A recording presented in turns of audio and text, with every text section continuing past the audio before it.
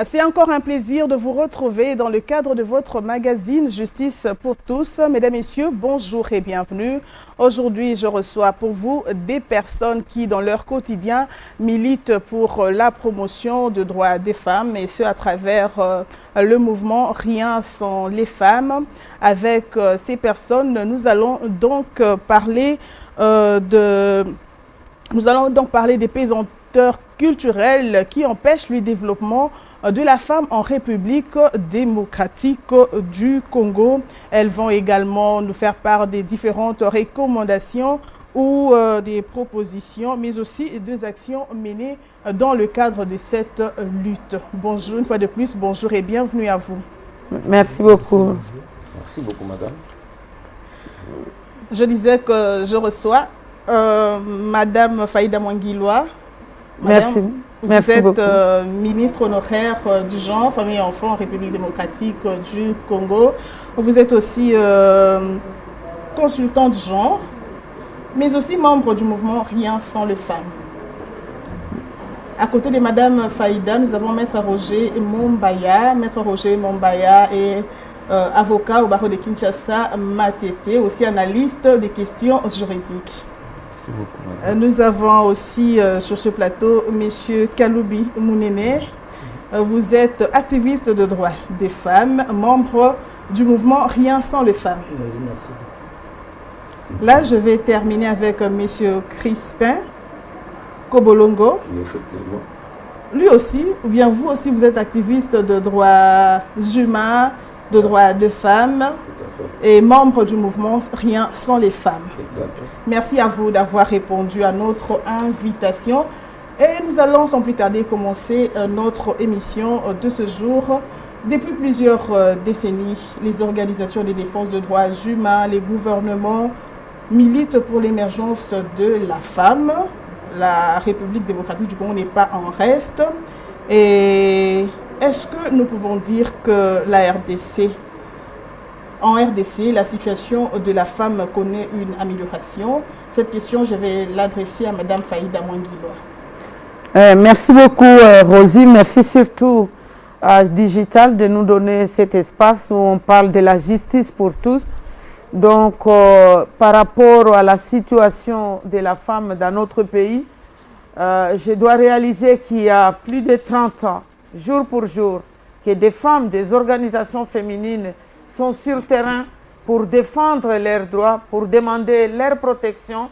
Mais nous réalisons qu'aujourd'hui, là, vous voyez, dans une telle émission, nous ne sommes pas là seulement comme femmes, mais nous sommes là comme une nation, des activistes constitués des hommes et des femmes. Nous avons considéré que cette question ne peut être abordée que lorsque toutes les couches de la population s'impliquent. Et voilà pourquoi vous trouvez au sein du mouvement Rien sans les femmes des jeunes garçons, des jeunes filles, des hommes comme des femmes.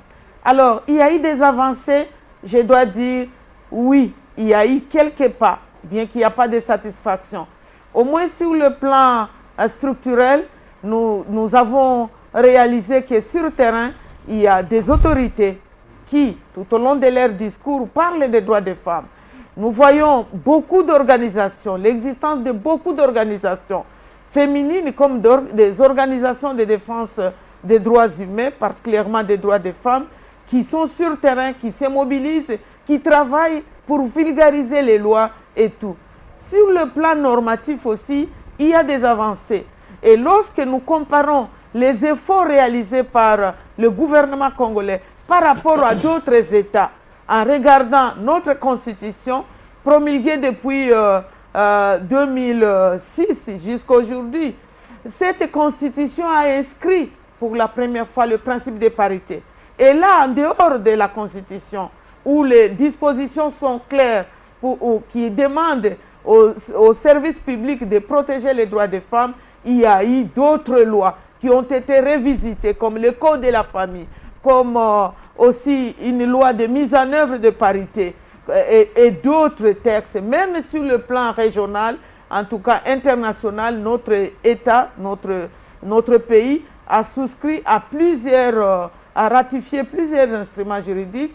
Et là, aujourd'hui, sur le terrain, nous savons que sur le plan normatif, sur le plan juridique, nous avançons. Mais Rosie, laissez-moi te dire que sur le terrain, par rapport à la promotion des droits des femmes, par rapport à la sécurité même physique des femmes, nous avons beaucoup de défis. Et ces défis sont plus liés, en tout cas, à la situation sécuritaire. Ça fait plus de 2 décennies que l'État congolais fait face à des rébellions, à des guerres. À tout. Et là, on n'est pas à mesure de concevoir des grands programmes, doter les ministères d'un projet conséquent pour essayer de sensibiliser davantage de la base au sommet. Ça reste un grand défi quand on voit ces tableaux-là. Peut-être qu'on va revenir sur d'autres questions, mais pour le moment, voilà le petit tableau où il y a quelques pas, mais il y a avec beaucoup de défis. Beaucoup de défis, donc venez de le dire, madame. Parmi les facteurs qui freinent l'émergence de la femme congolaise figurent des pesanteurs socio-culturelles rétrogrades. Et d'ailleurs, une étude de base sur les normes culturelles et participation politique et citoyenne a été menée. Ça a été mené avec l'appui des CAFOD. Quels sont ces facteurs socio-culturels qui ont été relevés selon cette étude? Effectivement, selon cette étude, parmi les facteurs, on a cité les pesanteurs socio-culturels. Ouais. Vous savez, vous pouvez prendre des lois. Vous pouvez revisiter certains textes pour mettre fin à des formes de discrimination basées sur le genre. Mais lorsque, sur le plan structurel, la communauté n'arrive pas à se dépasser de ces vieilles habitudes, vous avez des problèmes. Vous savez, le pays est ce qu'il est. Il y a des coins, même ici à Kinshasa, où des parents, dans leur tête, certains parents, beaucoup encore, pensent que la fille, sa place, c'est dans le foyer. Donc, quand on parle de la scolarisation, il y a beaucoup de parents qui vous disent « Je préfère que mes garçons puissent étudier parce que je sais que mes filles seront mariées. » Ça reste un problème. Il y a d'autres, bien qu'ils aient passé par l'école, bien qu'ils aient des diplômes universitaires, mais parce qu'ils ont grandi dans un système culturel bien défini, ils n'acceptent pas que les hommes et les femmes ont les mêmes droits. Ils n'acceptent pas. Ils vous disent que le statut de la femme doit rester inférieur à celui de l'homme. Et ça, ce ne sont pas les gens de village qui me le disent. Lorsque je suis dans des formations avec des personnalités, ils vous disent « Madame Faïda, vous ne pouvez pas dire les hommes et les femmes ont le même statut. » Moi, je dis, quand je parle de même statut, je ne dis pas que les femmes, avec les hommes, il n'y a pas de différence. Mais en termes de droits, ils ont le même droit, ils ont donc le même statut. Mais ça ne passe pas pour la tête de beaucoup de gens. Vous pouvez être même ici, je ne connais pas comment fonctionne le Digital Congo, mais vous pouvez trouver certains hommes qui vous disent « Moi, je ne peux pas être dirigé par une femme. » Et quand il y a un petit problème au sein du travail entre deux agents, un personnel féminin et masculin, c'est facile à dire « Tu blagues avec moi, j'ai une femme à la maison. » Alors qu'ils sont dans le milieu du travail, ça n'a rien à voir avec le statut matrimonial, mais c'est plutôt le quoi nous sommes en train de parler du travail. Dis-moi, je suis femme, qu'est-ce que je n'ai pas fait, que je dois faire, ou quelle est ma faute dans ce que tu me reproches. Voilà comment nous disons qu'il y a les pesanteurs culturels. Et par rapport à ça, moi je vais vous citer un cas. J'étais un jour en province, bien sûr il y a plusieurs années, en 2005, au niveau du Kasaï central. C'est là que j'avais appris pour la première fois qu'une femme, bien que j'étais ministre, ne pouvait pas donner la main à un chef coutumier. J'ai tendu la main comme ça. Et puis le protocole me dit, maman, ici, on ne donne pas la main au chef coutumier comme femme. Mais j'ai travaillé sur ça. Nous avons travaillé avec les organisations il y a 2 ans. Une année et demie, j'étais dans la même ville à Kananga. Et nous étions avec les chefs coutumiers. J'ai posé ces problèmes, cette frustration, cette honte que j'ai vécue. Et ils m'ont dit, d'ailleurs, en sortant ici, on va te serrer la main, madame. Okay. C'était des erreurs. Donc, voyez à quel titre, comme ministre à ce statut-là, mais on te considère comme une femme, pas comme ministre. Donc, les pesanteurs culturels, nous empêche aux femmes de jouir pleinement de leurs droits. Ça, c'est notre facteur, et je vais me limiter par là parce que les collègues ont beaucoup de choses à ajouter, c'est la pauvreté. Vous savez, la pauvreté n'a pas de parents. Lorsque tu es pauvre, tu n'as pas la capacité de répondre aux besoins minimums, tu as des sérieux problèmes. Donc, à un certain moment, il y a des femmes qui portent des charges, tout simplement parce qu'elles sont pauvres. Elles ne peuvent pas se déplacer. Elles ne peuvent pas aller prendre les soins médicaux parce qu'on dit non, non, là, il n'y a qu'un médecin. Il n'y a pas une femme. Comment tu vas aller te faire consulter par un homme? Je n'aime pas. Et la femme ne peut pas aller parce qu'elle doit obéir. L'homme a parlé, c'est fini. Et tous ces problèmes-là empêchent la femme à s'épanouir. Merci. Merci Madame Faïda. Monsieur Crispin Kobolongo, vous avez quelque chose à ajouter sur ce que vient de dire Madame? Bon, merci beaucoup Madame pour la parole. Ce que je vais ajouter ici, c'est... Je voulais d'abord définir la société, c'est quoi? Parce que tout ce qu'elle a dit, c'est dans la société. La société est définie comme un ensemble de personnes qui partagent les normes, les comportements, et puis d'autres choses. Et ces comportements-là, ce sont des pratiques que nous retrouvons ici en RDC. Et Madame a fait allusion à certaines pratiques qui font que les femmes ne puissent pas se développer. Je vais aller en détail par rapport à tout ce qu'elle a dit comme défi. Il y a un défi lié à l'éducation des femmes. Aujourd'hui, nous sommes en train de faire un effort pour qu'il y ait beaucoup de femmes au niveau des universités, au niveau des écoles. L'éducation est parmi les freins qui font que la femme ne puisse pas se développer comme il faut. En dehors de ça, il y a des pratiques coutumières qu'on retrouve au niveau des provinces. Je vais donner un exemple. Dans certaines provinces, les gens disent que moi, si il y a Nzombote, moi, si il y a Kobate, ce sont des nourritures réservées uniquement aux hommes. Vous voyez, ce sont ces pratiques-là qui font qu'aujourd'hui, la femme ne puisse pas se développer comme il faut.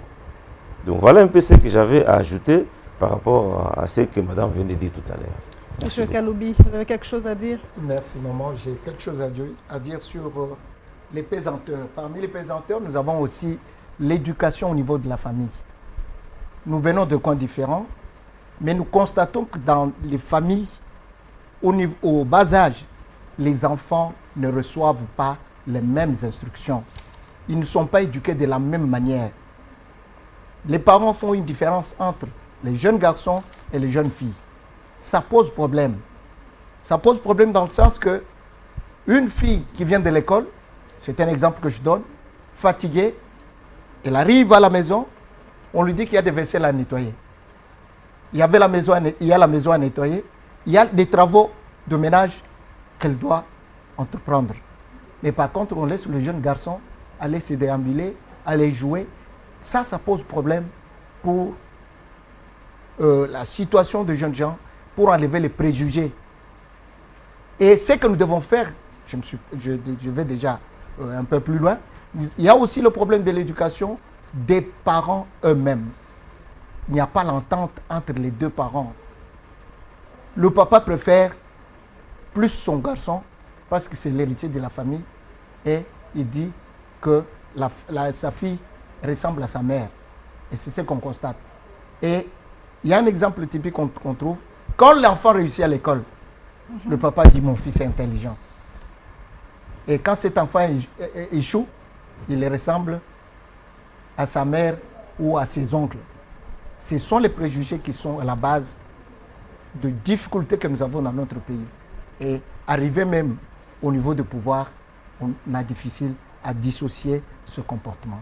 Je peux m'arrêter là. Je reviens à vous, Madame Faïda, pour nous parler un peu des stéréotypes. Il y a aussi des stéréotypes qui sont vraiment à la base, ou bien qui ne permettent pas à la femme d'émerger.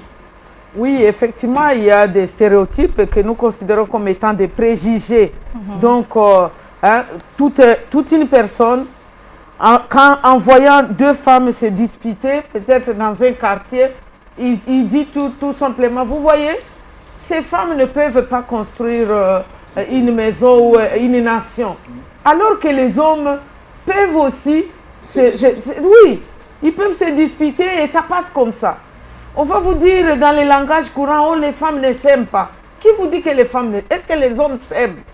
Là où il y a les intérêts, il y a toujours des problèmes entre les communautés. Vous allez vous dire d'autres qui... Ah non, non. En tout cas, quand vous restez avec une femme, il ne faut pas lui faire confiance. Et ça se développe comme ça, de génération à génération. Comme si tu manges avec une femme, tu manges avec une sorcière. Donc, les enfants grandissent avec ces slogans et ils commencent même à ne pas faire confiance à leurs propres sœurs. Et lorsqu'elles ne font pas confiance à leurs propres sœurs de la famille, donc, ça se voit qu'ils ne feront pas confiance à leurs épouses. Et ça, c'est des problèmes que nous vivons. Donc, commencez à dire, par exemple, une fille qui vous dit, moi, je vais faire la mécanique. Ou je vais apprendre le taxi. Je voudrais être taximène. Je vais aller à l'auto-école. Et directement, les parents qui disent, non, non, non, non, non, non, il ne faut pas aller. Tu ne peux pas aller. Faites autre chose. Faites même la coupe et couture. Mais non, laissons les enfants faire ce qu'ils peuvent faire, garçons comme filles, selon leurs compétences. Tout ça, c'est ce que nous disons, des préjugés, nous disons des discriminations basées sur le genre. Donc, vous voulez sanctionner quelqu'un tout simplement parce qu'elle est fille. Il n'y a pas un autre élément qui justifie le comportement de tel ou tel autre lorsqu'on cherche à juger. C'est ce que nous disons, nous appelons des stéréotypes. Donc, et nous pensons que ça aussi, au sein de notre communauté, nous sommes en train d'y travailler. Le gouvernement aussi, en principe, est en train de nous appuyer. Mais je dois vous avouer que le gouvernement ne met pas le paquet pour apporter des changements. Le gouvernement se limite au niveau des lois. Mais quand vous allez dans les territoires, vous allez, par exemple, à Massimanimba ou quoi, il n'y a pas d'organisation, il n'y a pas de ministères qui ont tous les moyens possibles, même au niveau national ici. Notre ministre n'a pas tous les moyens de sa politique pour essayer de faire implémenter, donc de mettre en application toutes les lois prises en faveur de la femme. Donc voilà, tous ces problèmes-là mis ensemble et nous disons, il faut continuer à travailler, le chemin est long. Et vous pouvez aller. Je voulais ajouter aussi certains pesanteurs au niveau de la religion. Oui, oui, oui. La religion joue aussi un grand rôle dans les pesanteurs qui jouent sur la femme. Au niveau de certaines églises, il y a certaines cérémonies ou bien certaines prédications qui sont données qui minimisent la femme. Donc, il faut aussi que les responsables spirituels puissent voir, parce qu'il y a des femmes dans la Bible qui ont joué un grand rôle, qui ont été des responsables. Nous avons, on parle d'abord de Marie, qui a donné naissance à Jésus-Christ, notre Dieu. C'est un grand travail qui a été fait. Et Dieu a choisi cette femme parmi deux hommes, et parmi d'autres femmes. Nous avons Déborah, qui a dirigé des guerres pour Israël. Donc, la religion doit faire sortir le point positif de la femme et arriver à donner une éducation spirituelle conséquente pour l'émergence de la femme. Vous voyez, Madame Rodin, je vais juste par rapport à ce que mon frère vient de dire. Ok, madame. Dans beaucoup de religions, d'églises, quand on parle des sorciers, c'est plus des femmes et les jeunes filles. On ne vous dira jamais que ce monsieur-là, c'est un sorcier, non. Quand on parle de sorcellerie, on colle à des petites filles, non, elle est sorcière. Quand est-ce qu'elle a fait la sorcellerie qui n'est même pas reconnue par l'État congolais? Mais les gens, même des intellectuels qui pensent que c'est une réalité, la femme là, la fille là, la jeune fille là. Donc, les églises aussi, et effectivement, nous sommes aussi en train de travailler avec les églises, les confessions religieuses. Il y a celles qui accueillent la parole et essayent aussi, en tout cas, de s'adapter pour appeler la population à un changement positif. Parce que si on investit sur ce changement-là, en tout cas, c'est aussi l'un des facteurs de développement. Ok. Et face à tous ces pesanteurs sociaux, culturels, le mouvement Rien sans les femmes n'est pas resté indifférent. Vous avez d'ailleurs lancé dans le cadre de 16 jours d'activisme contre contre les violences faites à la femme et à la jeune fille. Vous avez lancé la campagne, vous menez la campagne contre les pesanteurs sociaux culturels. De quoi il est question? Effectivement, au niveau de notre plan stratégique, nous nous sommes dit il faut commencer à aller à la base et parler avec les concernés. Et là, nous initions de dialogue communautaire. Nous avons commencé avec les chefs traditionnels de la ville-province de Kinshasa. Et il y a les membres du mouvement Rien ça les femmes qui sont des antennes qui sont en province, qui font le même travail avec les chefs traditionnels. Hier, nous l'avons eu avec les parlementaires. Donc, nous essayons d'écouter. Il est vrai qu'il y a des craintes par rapport à la promotion des droits des femmes. Et là, ce sont les chefs traditionnels qui nous l'ont dit. Nous avons réuni une vingtaine de chefs traditionnels de la province ville de Kinshasa et qui nous ont relevé certains points, notamment, voilà, vous devez comprendre que vous êtes des Africaines. À un certain moment, nous avons l'impression que vous voulez nous faire avaler l'homosexualité. Donc, vous voyez que ce sont des inquiétudes. Et nous devrions expliquer que lorsque nous parlons de la promotion des droits des femmes et vouloir faire coller à cela l'homosexualité, moi je crois c'est une manière d'étouffer tous les efforts. Parce que n'importe qui va se dire, ah bon, c'est ça les activités, le sens des activités que mènent les femmes. Non, non, non, non, ma femme, il ne faut pas aller là-bas. Donc, ils nous ont dit aussi, il faut toujours tenir compte de nos valeurs positives. Quelles sont ces valeurs positives? Dans nos valeurs positives, en tout cas, lorsque même un homme passe la nuit avec sa femme, il fait tout pour que lui-même soit, prenne la position de la porte. Pour que quand le bandit viendra, qu'il se réveille. Et là, j'ai fait une petite blague en disant, mais non, allez à l'est, maintenant les hommes n'acceptent plus de dormir devant, à côté de la porte, parce qu'ils disent que quand les assaillants viennent, c'est pour prendre les hommes. Donc ça, c'est aussi un débat. Mais nous sommes sûrs que nous devons comprendre qu'il y a des valeurs positives, les valeurs du respect dans la communauté, les valeurs de solidarité dans la communauté, parce que dans la communauté congolaise, lorsqu'on prend en mariage une femme, on prend en mariage la femme pour une communauté. Nous ne viendrons pas vous dire que non, quand vous prenez votre femme, elle ne doit pas préparer pour la belle famille, elle ne doit pas accueillir les beaux-frères. Non, on ne vous apprendra pas cela. Mais nous voulons tout simplement que les droits des femmes soient respectés et que la femme ne soit pas considérée comme un bien de toute la communauté.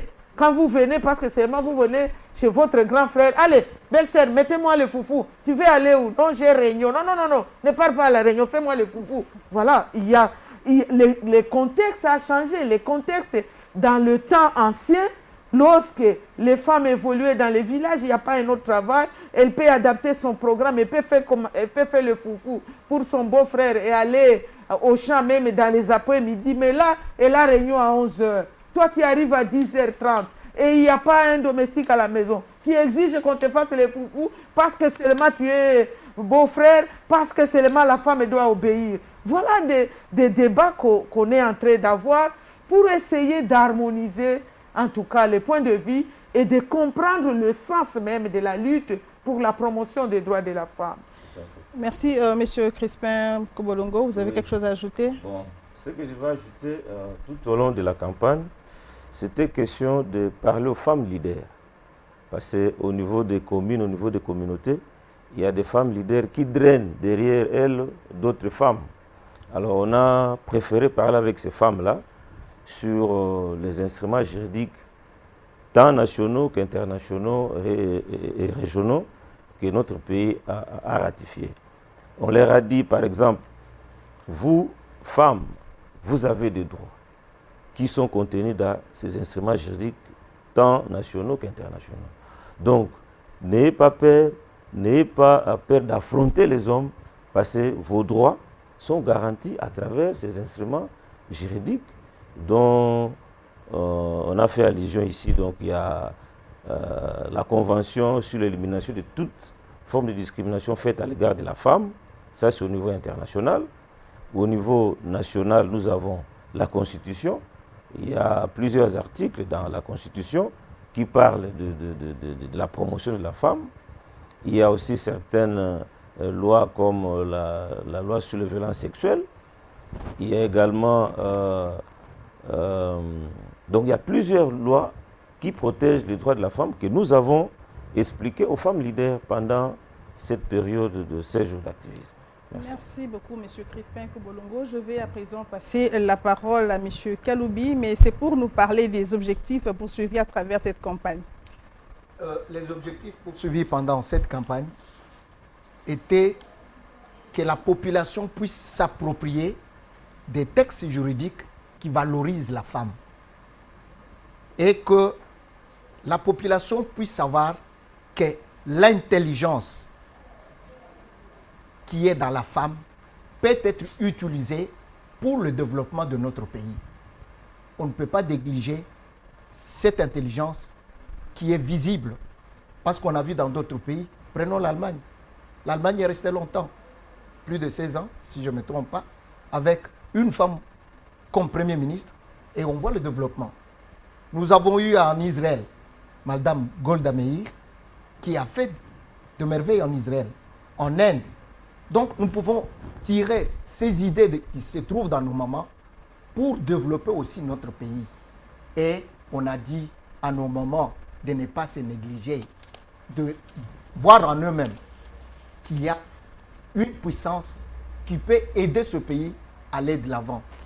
Et il y a un major, quand nous avons fait la sensibilisation dans la commune de Kisenso, un major qui nous a dit ceci. Il dit, regardez, biologiquement la femme c'est 2X. L'homme c'est XY. Mais si la femme sait qu'avec 2X c'est une union, et si elles sont unies, elles peuvent faire de grandes choses dans ce pays. Voilà le travail qui a été fait et qui continue à être fait pour le développement et l'émergence de nos mamans. Merci pour toute cette lumière. À présent, je vais devoir passer la parole à Maître Roger Mumbaya. Vous êtes analyste des questions de droit. Maître, quoique garanti par les instruments juridiques internationaux, régionaux et nationaux, et donc on a comme l'impression que la représentativité de femmes dans les instances de prise de décision pose encore problème ou demeure encore faible. C'est quoi le problème? Merci beaucoup, Madame Osimontela. J'ai suivi tous les commentaires de Madame ministre honoraire et des amis. En fait, c'est vraiment une très bonne thématique. Parler de la femme, de son épanouissement, de son développement, c'est vraiment une pensée même de Dieu. Vous voyez? Dieu n'a pas créé que l'homme. Dieu a créé l'homme et la femme, si nous allons dans la Bible. Vous voyez? Et Dieu n'a pas créé la femme comme ça, par hasard. La femme n'est pas venue au monde par effraction.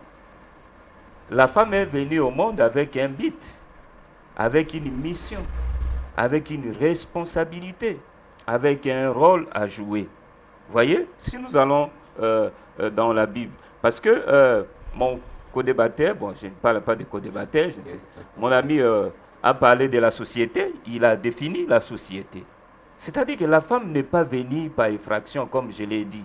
La femme est venue dans la société pour accomplir sa mission. Vous voyez? Alors, si nous allons dans un angle purement juridique,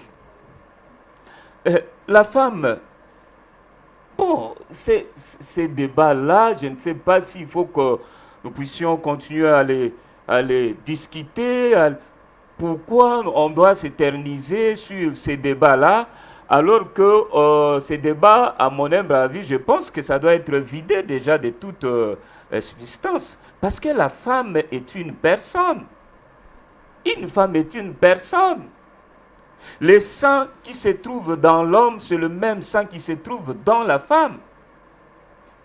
Bon, qu'est-ce que vous voulez? C'est seulement la magie de Dieu qui a fait que l'homme puisse avoir un autre sexe et la femme puisse avoir un autre sexe.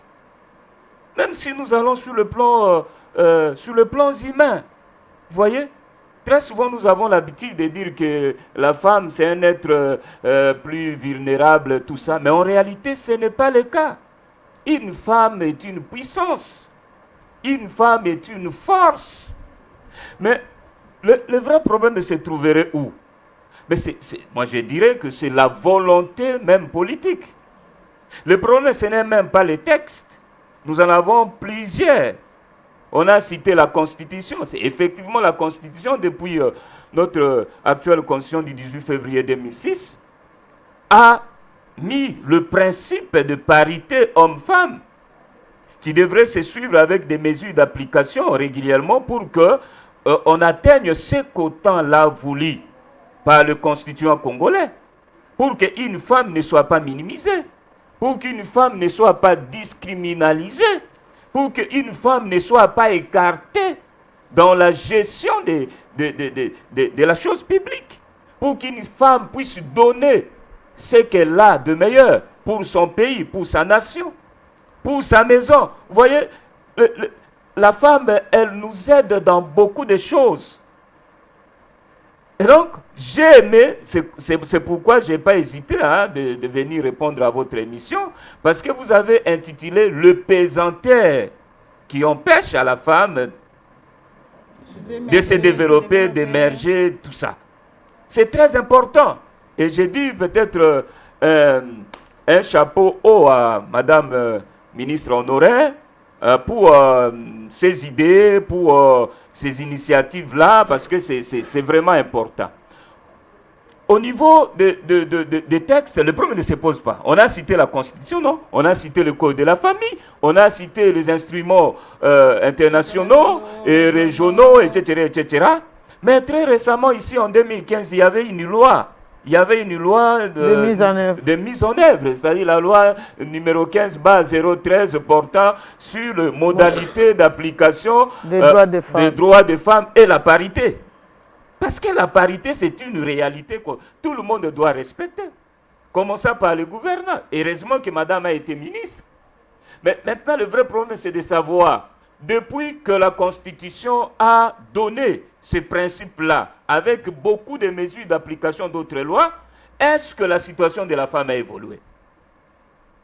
Est-ce que la femme se retrouve aujourd'hui dans la prise de décisions qui engageraient le pays dans une voie de développement? Est-ce que la voix de la femme est entendue? Est-ce que la voix de la femme est suivie? Toutes ces questions-là méritent d'avoir une réponse. Et je pense bien que la démarche de Madame le ministre honoraire, Madame Faïda, vous voyez, c'est dans ce sens-là, parce qu'elle a été ministre. Elle a vu comment les choses ça se passe. Certaines injustices, tant sur le plan communautaire, comme elle a relevé ici avec les autres, que sur le plan même institutionnel. Vous voyez, la place que la femme méritait, on dit non, non, non, non, parce que les leaders de ces partis politiques ne se retrouvent pas, au lieu de mettre une femme, récupérons les leaders, que les leaders soient là. Alors que la femme pouvait mieux jouer le rôle. Et vous voyez, même quand vous lisez la loi sur la CENI, qui impose aux présidents de partis politiques, à chaque fois qu'ils envoient les listes pour le partage de postes, il faut tenir compte à la femme. Et donc, Madame Rossi Moutela, le vrai problème ici, c'est que nous avons étudié avec les femmes. Et nous savons la capacité de chaque femme.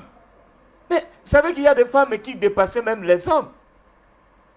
En termes de pourcentage, en termes d'intelligence, en termes de compétences, tout ça, on ne peut pas nier que la femme ne doit pas gérer. D'ailleurs, ma préférence, je souhaiterais qu'un jour avant de mourir, qu'une femme prenne la gestion de notre pays. Ça nous fera énormément de plaisir. Vraiment. Vous voyez? Donc, ce n'est pas les lois qui nous manquent. Ce n'est pas les textes qui nous manquent, mais c'est plutôt la volonté politique. La volonté politique menacerait, en tout cas sensiblement, le développement et l'épanouissement de la femme. Donc, vous devez retenir ça en termes de pesanteur. en termes de pesanteur. C'est-à-dire la volonté politique est un pesanteur qui empêcherait à la femme de se développer. Parce que la place que la femme doit occuper, doit nécessairement occuper, mais aujourd'hui, vous allez voir qu'on tamise, hein. Vous envoyez 3, 4 noms, mais on regarde, mais non, mais mettre une femme là, non, c'est comme si on a des doutes sur la compétence, sur les différentes compétences que les femmes ont en République démocratique du Congo. Et donc, c'est ce que j'allais dire à travers cette mission, que il y en a plusieurs, hein, les pesanteurs. Il y en a plusieurs. Madame Faïda a énuméré sur le plan communautaire, notamment la coutume, qui ont certaines règles coutumières n'est pas correctes vis-à-vis de la femme. Vous voyez? Donc tout ça, ce sont des problèmes. Maître Roger Mombaya, au sujet justement des coutumes ou bien de, qu'est-ce que je dis, au sujet de ces différents pesanteurs, oui. Est-ce que c'est pris en compte par la loi? Est-ce que la loi réglemente quand même certains pesanteurs qui ont été évoqués ici? Bien sûr, bien sûr. Cette loi-là du 15, la loi numéro 15, base 013 de 2015, 1er août 2015. Cette loi-là, quand vous lisez, article 1er déjà pose les jalons. Interdit toute discrimination. Et énumère beaucoup de choses qu'il ne faut pas appliquer pour empêcher la femme à ne pas se développer. Vous voyez? Même quand vous lisez l'article de la Constitution. Donc, l'article vous dit clairement qu'on doit maintenant passer à la parité. Et cette question de la parité a été discutée à l'Assemblée nationale. Parce que les hommes ne voulaient pas 50-50. Vous voyez? Donc, tout ça sont des pesanteurs qui fait en sorte que la femme aujourd'hui se retrouve, c'est comme si elle ne mérite pas, c'est comme si elle n'a pas de compétences, c'est comme si elle ne doit pas faire quelque chose. La loi est là. Mais ce que nous demandons à tout le monde aujourd'hui, c'est quoi? C'est de respecter notre propre constitution. C'est de respecter nos propres lois. Parce que les lois que nous avons ici donnent l'avantage que ce soit à l'homme, que ce soit à la femme. Alors, je pose une question. Est-ce que lors des élections, tant présidentielles que législatives, est-ce que c'est seulement la voix de l'homme qui donne à un gagnant, qui fait en sorte que quelqu'un gagne les élections? Non, mais c'est aussi avec la voix, le vote d'une femme. Alors, si vous comptez, voilà, et si vous comptez son vote, alors pourquoi ne pas la considérer dans une société? Je trouve ça comme une injustice injustifiée, une injustice qui se manifeste par rapport peut-être manque d'un esprit ouvert. Vous voyez, on doit vraiment, nos dirigeants, et tous les hommes qui ont une certaine responsabilité doivent s'ouvrir vis-à-vis de nos femmes. Et surtout que nous les en avons dans nos maisons. Et dans nos maisons, vous allez trouver que c'est une maison bien organisée parce qu'une femme est là. Vraiment, et si la femme n'est pas là, la maison est désordonnée. Merci beaucoup, Maître Roger. Je crois que je sens qu'il y a beaucoup de choses à dire, mais seulement le temps nous imparti est presque s'épuise déjà. On me fait déjà signe qu'on est dans le temps déjà. Mais avant de clore notre émission déterminée, j'aimerais vraiment que, de façon brève, Madame Faïda, Monsieur Crispin, Monsieur Kaloub, ici, vous pouvez nous parler de façon brève de quelques recommandations pour essayer un peu de lutter contre ces pratiques rétrogrades. Merci beaucoup. C'est vraiment, je pensais que 45 minutes, c'était beaucoup. Mais laissez-moi vous dire ceci. Parmi les recommandations, parce que ce qui fonde une société démocratique, parmi les principes, la primauté des droits. Donc, il faut absolument appliquer. Mais alors, Maître Roger a parlé de la loi électorale qui demande aux partis politiques d'aligner les femmes et tout. Mais notre loi, je dois le souligner ici, dans les dispositions qui parlent de la représentation des femmes sur les listes électorales, il n'y a pas de dispositions contraignantes. On vous dit ceci, au niveau de l'article 15, les listes électorales sont élaborées en tenant compte de la parité homme-femme. Mais on vous dit, à un autre alinéa, la non-réalisation de la parité homme-femme sur les listes électorales ne constitue pas un motif de rejet. Où est la loi? Ça, ce n'est pas une loi. Donc tout cela, à un certain moment, nous prenons des mesures, nous prenons des lois qui, des fois, ne donnent pas, en tout cas, injonction et ne prend pas des sanctions ou des dispositions contraignantes. Et là, ça bloque toute la démarche. Et là, si la loi était contraignante, il y avait des dispositions contraignantes, en tout cas, les autorités, on ne pouvait même pas parler de mauvaise volonté. Parce que c'est la loi qu'on doit appliquer. Mais lorsque la loi, la personne agit, je vais revenir sur les 3 noms déposés par l'opposition à la CENI, pour faire partie des membres du bureau de la CENI. Les 3 noms, on me dit que ce sont des hommes. Mais maintenant, ce sont des hommes. Où sont les femmes? Est-ce qu'il n'y a pas de femmes au niveau de l'opposition? Des femmes qui remplissent les critères, elles sont là. Et je les connais. Elles sont nombreuses. Donc, je pense que par rapport à la représentation des femmes, il y a une part de responsabilité des femmes elles-mêmes qui doivent continuer à comprendre que la participation politique, c'est un droit pour elles. Elles doivent se battre au niveau des élections, mais aussi dans les postes, dans les désignations. Les autorités doivent absolument aider à ce que la loi, les principes de parité ou la loi de mise en œuvre de parité que nous devons d'ailleurs revisiter, en tout cas pour y intégrer des dispositions contraignantes, ça doit être respecté. Et là, ce n'est pas seulement dans les fonctions politiques, madame. Oui. Il y a des fonctions dans tous les services publics, dans tous les secteurs de la vie nationale. Il y a des femmes qui méritent et qui devraient, en principe, assumer des responsabilités. Merci, madame Faïda. Monsieur Kaloubi, est-ce que vous avez quelque chose à dire, surtout en ce qui concerne les recommandations? Maître a donné, il a parlé de la volonté politique, mais moi, je parlerai aussi de la méconnaissance de la loi. La loi n'est pas connue. Et à ce sujet, la recommandation? Elle n'est pas connue des autorités, elle n'est pas connue de la population. Ce qui fait que quelque chose qu'on ne connaît pas, on ne peut pas le respecter.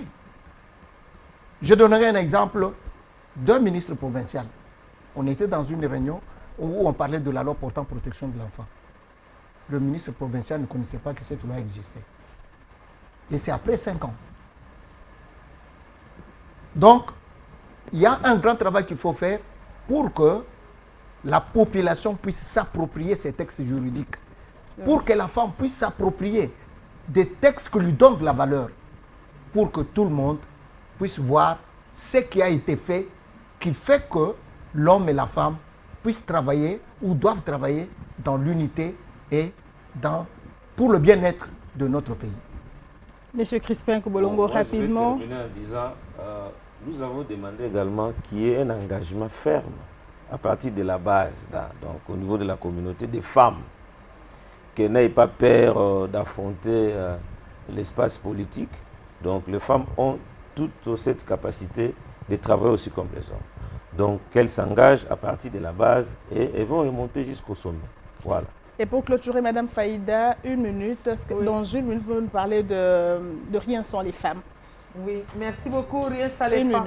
Rien sans les femmes, c'est un regroupement des associations féminines, mais aussi des personnalités, des hommes comme des femmes, qui ont pris le principe de parité comme leur cheval de bataille, la mise en application de la parité hommes-femmes, la présence des femmes dans les instances de prise de décision. Et nous travaillons dans les lois, mais aussi dans l'application de ces lois, de ces instruments qui sont pris par la RDC au niveau national, et régional et international. Voilà brièvement ce que représente le mouvement Rien sans les femmes, qui est coordonné au niveau du pays par Madame Fifi Baka, Maître Fifi Baka, qui est notre point focal. Et nous nous organisons des élections tous les 4 ans pour voir comment changer l'équipe. En tout cas, nous essayons d'intérioriser au sein de notre mouvement les principes démocratiques. Par ici s'achève donc cette émission. Merci à vous de nous avoir suivis de partout. Merci également à mes invités. On se retrouve très prochainement sur Digital Congo.